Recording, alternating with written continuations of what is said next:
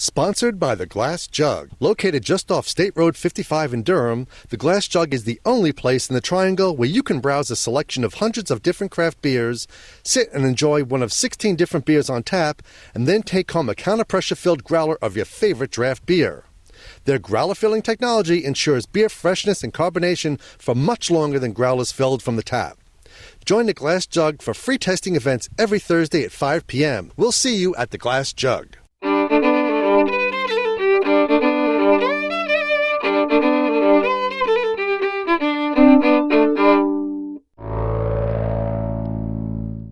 Hi, I'm Glenn, Dave's behind the camera. We're the NC Beer Guys. Welcome to another episode of the NC Beer Buzz. We found our way over to Asheboro today. We've been looking for this trip for a long time. These guys are finally able to have us in. We're at the Four Saints Brewing Company at 218 South Fayetteville Street. That's right. Good, got that right. I always screw up the introductions, so I'm already way ahead of the game. This is Joe McClosky and Andrew Deming. Joe's kind of the co-owners, co-partners, and he's kind of the front-end guy, this kind of back-end guy, the head brewer. Good enough? Right. Yeah, that's it. So let's start with where start is. You guys came to be Four Saints how? By the magic of the internet. Okay. About 7 years ago now, right? Yeah. About 7 years ago, Andrew moved down to Asheboro. He and his wife came down. She's getting a teaching job here in Asheboro. It was at the school that my wife and I were teaching at, and got to know their family, and got to start hanging out with Andrew and watching football, going to the gun range. Just guy stuff. Yeah, guy stuff, and doing brewing. Sounds familiar. And he started brewing, and there was a couple of guys. There's about 4 or 5 Were you of us. just starting to be a home brewer, or had you brewed before? No, I'd been brewing for probably 7 or 8 years at that point. But you started hanging out with the brewing operation. Right. Yeah, he was always the Jedi, and still is. So we started brewing in his garage, and we started having those garage conversations of, hey, it would be great to open up a place or open up a bar or a brewery. And so we started looking into it, and very naive in the very beginning, very naive about what it was going to take. And we just, the handshake moment came in 2011, because it was that year. We, out here in Bicentennial Park, there was a chili cook-off, and everything was local. It was local people, local organizations, local charities, local, just everything was local except the beer. The beer was a large macro, and it just didn't fit the vibe. And because they had no local to go to. No, you're absolutely right. There was no local. The most local thing for us at that time was either Natty Greens or Red Oak or Liberty. And so that was a moment. It was almost directly behind here. And it was before we knew we were going to be at 218. And we had the handshake moment that we were going to open up a brewery in Asheboro. We're kind of committed now. We're moving forward. If we can make it happen, we're going to make it happen. Yeah, and so the conversations turned a little more serious. The research turned a little more serious. The money started turning a little more serious. Where's it coming from? Type conversation. Exactly. And how much do we need, and what we're going to do? Yeah, all that became very real. As you know, not just about the beer. You can be, as we say all the time, you can be the best brewer in the world and have the most passion. But it's so much the business side's got to come together. Particularly in those opening days and years, getting to where you are now with the front doors open. Oh, you're absolutely right. And which has only been, we're sitting here, it's been a month since we're really fully operational. Tomorrow will be the 5th week. We've heard from Four Saints and drank some brews at some festivals and things. So you've been out with your products and gotten good reception. That must have been encouraging. Oh yeah. But yet, has it been a struggle to get the place open? I don't know if struggle is the right word. It's been a lot of work. Of course it has, but was it pretty much what you anticipated it to be? Yeah, it took longer than we thought, obviously, but I think I would say struggle. It's been, we've had a few roadblocks along the way with design changes and funding issues, and it seemed to be one thing after another. But general construction of a reconstruction of 100-year-old building. I mean, that kind of stuff. So Andrew's right. It was a lot of work. Have generally found Randolph County and the city welcoming and open. They've been supportive of what you're doing from day one. Yeah. Even though I guess they had to come up with some codes that didn't even exist. Yeah, actually, this building wasn't zoned for. Let me start back. Their zoning when it came to breweries was just the general North Carolina zoning law, where it basically by default they didn't have their own, so they defaulted to the state. in the very beginning, we were going to have to be up in an industrial park, in a warehouse, that kind of deal. So with some education from our part, what we wanted to do, and talking to the city and explaining that we weren't looking to start anything that big, and that we weren't going to have a production brewery. Right. We weren't going to have 35 semis rolling down Fayetteville Street and stopping in the middle of the road and stopping traffic. So that explanation helped them to realize, so you guys want to. They got the concept finally. Yeah. Very much, and they got to see at that time, 2011, 2012. There were some other breweries that were starting to pop up in downtown locations, so they were able to see the draw, exactly, the economic impact, what you bring to the downtown. Yeah. This downtown, like other downtowns, over the years has suffered some decline. Oh yeah. Well, this town and Asheboro's history, and it was for about 50 years up to 2008. And Randolph County as a whole was a dry county, and Asheboro itself was a drier city because you couldn't buy beer, wine, or liquor within the city limits. Outside of Asheboro, you could go to Randleman and other towns and do off-premise sales, but there were no on-premise. Because the county wasn't dry, but the city was? Yeah. So with that, and with the loss of the textile industry and other manufacturers, when I moved here in 2004, 2005, this downtown was it was a ghost town. There was the antique mall, and the flea marketeers. So it was after secondary using the space, but not really vibrant at all. Oh no, there was no afterlife. There was nothing downtown. And then the law changed, or they had the ordinance change, however you want to say it, in 2008 referendum. Thank you. In 2008, and once that happened, by 2009 we had a craft beer and wine bottle shop. We had a couple restaurants who started, the Flying Pig being one of them, that they always said they were going to open up when we could have alcohol, and they always said, well, that's that would be when pigs fly. So when they opened up is the Flying Pig.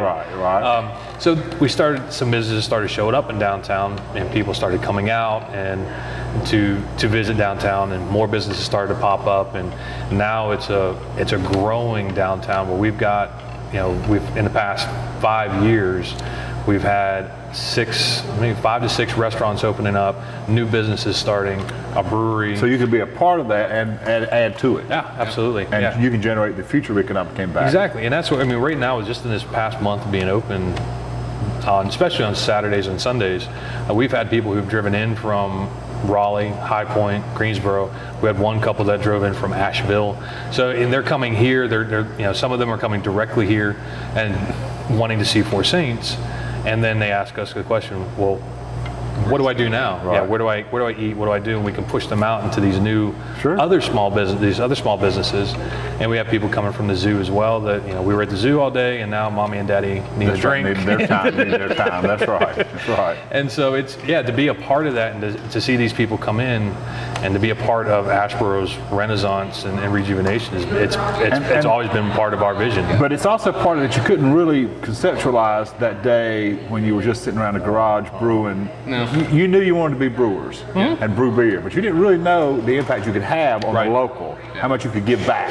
And that must be so rewarding in itself. You get to do what you like to do, but yet you are paying forward so much more. Yeah, and that's, again, the biggest impact that we see that is not only be able to support some local organizations, through, just through supporting them in a variety of ways, but the people that come in, and we've had, there was a gentleman who was involved with a brewery here in North Carolina, and he said, I've never been to Asheboro before in my life. Right. I've lived here for 15 years. I've never had reason to. Or at most, he drove through on the way to somewhere else. Right, and that's what we see a lot of people. A lot of us drive through on 64, and I'm a North Carolina native, of course, and we drove through 64 many times getting other places. Yeah. But until the zoo, there wasn't a lot of reasons sometimes to stop in Asheboro. Going 64 to Raleigh or Asheville, or heading south or north or south on 73 from Myrtle Beach. We see a lot of people. Yeah, I drive past it. And now I've got a reason to stop, and that's got to make some people happy. A lot of people get on 64, go to the zoo, and never see the downtown area. Yeah, that's right. Downtown area. So let's talk about what the attractions are. Let's talk about the beer. You're the beer guy. Yeah. What are we making, and are we making what you want to make, or what the market's driven you to make, or how's it going? A little bit of both. What we got style-wise? So we've got our 6 beers that we intend to have as year-rounds that we should always have on. They'll be your flagships. Yep. Mostly malt forward beers. We don't have an IPA in our permanent lineup. which is a little different than a lot of breweries that are opening up. But we've got our Omi. It's blonde ale, clean, light. I don't want to say marketing to the, I guess it is a little bit of marketing to the local beer drinkers not used to a craft. Starting them on the continuum. Yeah. Bring them along somewhere if they don't know. It's a gateway beer. That's Get them right. in the door. They know the commercial stuff. They can drink a blonde ale. It's obviously a craft product, but it's not too. Yeah, it's enough of a jump. They'll recognize that it's not what they're used to drinking, but yet it's not some of what the others of us might go to. Similar to what you used to drinking, but are you tasting this? Do you taste that? It's a little bit different. Do you see how much better it can be already, even though you're just starting the movement? We had one guy, my wife was serving him, and he came in and he said, he named the macro beer. I'm a Miller Lite guy, and he said, what would I like? And so she started with Omi, and he tasted it and enjoyed it, and then said, well, what else do you think I would like? And so she then moved him on to the Potter's Clay, the amber ale, and he drank Which that. is another of the flagships? Yes. Okay. Yep. Potter's Clay is our amber ale. And she came back to him after he had the Potter's Clay for a little bit, and he kind of had this disconcerted look on his face, and she said, tell me what you're thinking. Yeah. And she said he looked at her and went, I like this beer, but I love that beer. Right. And she was really surprised by that reaction, and he was too. Because she wasn't sure what that would be too much for him with his Exactly. habits of drinking in the past. She said he looked at her and said, well, I'm still a Miller Lite guy, but now I can say I like craft beer. That's right. And that's moving him into. So he this got a little badge of courage there. That's Exactly. great for him. So these two flagships, what am I drinking? That's our stout one. It's Also a flagship? Yep. Okay. It's pretty much every kind of stout there is out there except the milk stout. Okay. Oatmeal, chocolate, coffee, whatever. It's great, by the way. But there is no chocolate or coffee in there. No That's chocolate right, or just the coffee. malts. Yep, just the malts. You got it. There is oatmeal in it. What are the other three flagships or two flagships? I forgot. Our Hefeweizen, which is just called Hefeweizen, uses farm boy malts out of Pittsburgh. Again, going local as you can go. Yep. Yeah, exclusively just his wheat and barley. Our Bitter Brothers ESB, which is what I just brewed today. Pretty much a traditional ESB style, maybe a little more malty than normal, but it's kind of how we like it. What else? Genesis, our Belgian Devil. Okay. And Genesis is the beer that Andrew has, the style that it's a Belgian double, and it's a style that Andrew's been brewing for the longest time. It was the first batch he ever did was a Belgian double, and so that's. Is that your personal drinking style? Maybe or not? Yeah, it's one of them. Right. It's always a popular question everybody asks, what's your favorite? And it's hard. always so hard. It is very hard. Depends on what day it is and what I'm doing. And the seasons and what you've just brewed and Kind of like your kids. You can't pick one. It's hard. But you can't tell the rest. So, and other than the flagships, we'll have some one-offs and some one-time and some things that may grow in the flagships, I guess, if they hit. Yep. We'll have our four Saint beers, St. Nicholas, St. Luke, St. Augustine, and St. Wenceslaus. For the seasons. They each have their own specific beer that we'll have one per quarter. I forgot to ask, why Four Saints? I'll let you tell us. The name. Okay.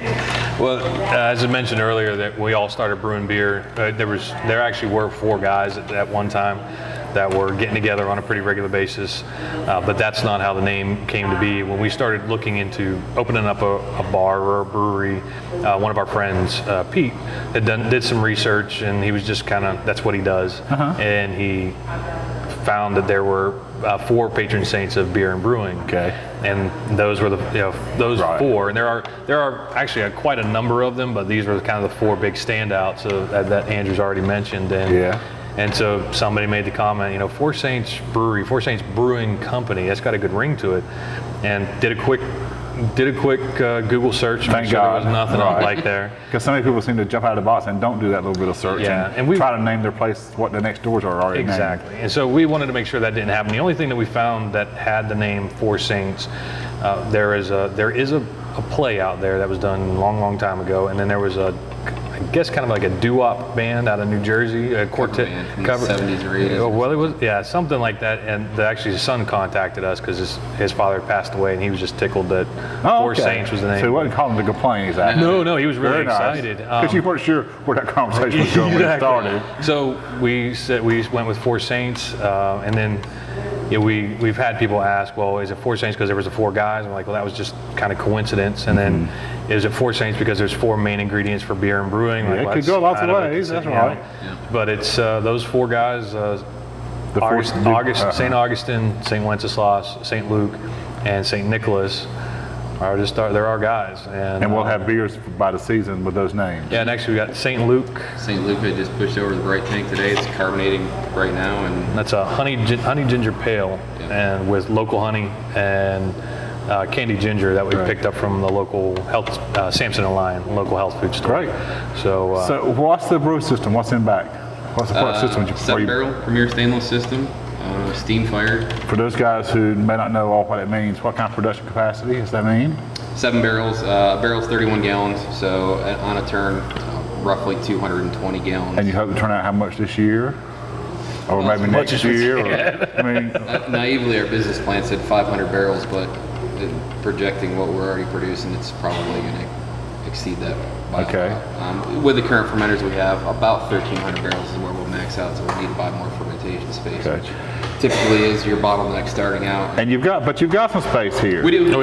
We've planned for expansion. We've got plenty of room. Our glycol system we've got stubbed out, so just a matter of getting there. check order, time and money. That's right. Plugging them in. Yeah. So a month in, what's been the surprise? I think the biggest surprise for me is how much beer we've gone through here at the tap room. In the front. Now, That's right. So we'll know, we talked about off camera, you've got some local accounts. Some of your beer is out. People don't have to come here to drink a Four Saints brew. That's you right. want to go kind of through where they might get a pint? Yeah, right now we're doing just a 30-mile distribution ring, self-distribution, so us putting it in our vehicles and traveling out.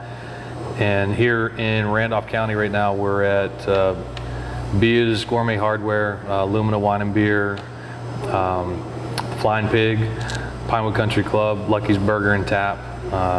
Then outside of Randolph County and Guilford County, we're at Hop's Burger Bar, we're at Jake's Billiards, Potent Potables,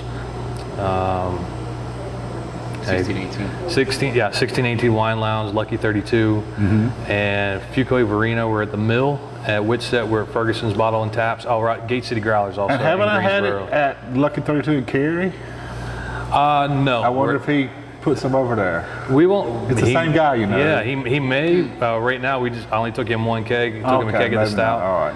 He's looking forward to the You Asked For It session IPA to be done. That's what he's looking for hopefully our next delivery. But the surprise has been this response in the tap room. People fogging in those doors, sitting at your bar at these tables, having a beer moment. Playing some games, some conversation, some interaction, which must be great to see. Because that's where it all goes back to. That's why you did it. The community around the beer. But you're selling lots of beer. That's good. The cool thing is seeing some of the families that come in. You know, you get people at this table and the other big table over in the corner. You see 4 or 5 people show up, and all of a sudden there's 6 or 7 of them, and there's a baby there. Yeah, because they're texting or tweeting or talking about, I'm here, why don't you come join us, or we're going to be here for a couple of hours, or we're going to be here for an hour, come drink a beer with us. And the range of age groups from, small babies to, elderly. So we're family friendly. We're not serving the baby. We don't I understand that, but we're family friendly. We You don't have water and beef jerky for them, but no beer. Yeah, and dog friendly? Yes, okay. dog friendly too. That's a question people need to know now. Absolutely. It's what Andrew's talking about, that family atmosphere, being a part of that communal atmosphere. When we were developing the design for the tap room, that was the idea, like kind of an old English pub, old Irish pub, where it was communal based, and that it wasn't necessarily where you went every night to get trashed. Right. You went there to reconnect. You went there to kind of catch up. You went there to see what everybody else's day was. Get the weight, get some weight off your shoulders, and just say hi to somebody. And to see, like Andrew said, the families coming in and seeing them pull a couple tables together and just sit here and order food in for some of the local restaurants and spend their day with us and leave smiles and happy. And come back. And come back. I mean, absolutely. The first time's nice to see him, but the second time's particularly nice to see him. It's not hard to get somebody in the door the first time. It's when you see him come back, you did it right. That's right. Yeah, or they come, or somebody else comes in and goes, so-and-so told me that this is where I need to be. So that's been a lot of fun, and seeing the people that walk in here, and this happened. I can think of 2 couples that happened this to on Sunday. They were sitting at the corner of our bar, and they sat down. They did not know each other, but by the time they both left, they had ordered a pizza together and they shared a pizza. They were just, they were talking and enjoying each other's company. Now, if they ever take it past here, that's up to them. But for they had that an moment in opportunity. time, That's right. They were connecting. They were connecting here, and it was over pint. over Four Saints beer in our tap room in Asheboro. And you were part of that. And that's tremendous. Gotta be. Thanks so much for having us in. Oh yeah, absolutely. We wish you all luck in the world. Thank you. Thank you. We hope to see you guys many more times. We were pretty convenient. Pretty convenient. We've been looking forward to this interview for several years. Well, yeah, we're glad to see it happen. We've run across each other a time or two at places, drank some beer, and we kept thinking they'll be there one day. And now we're here, so that's great. It. Yeah. So for our viewers, we'll remind you to, when you're going through any direction through Asheboro, find your way to South Fayetteville Street 218 to the Four Saints Brewing Company. See, I do have script more open or closing always. And check out the pint and the beer community that's growing here in downtown Asheboro. For Glenn and Dave, this is NC Beer Guys, remind you to drink local and keep your beer dollars in North Carolina.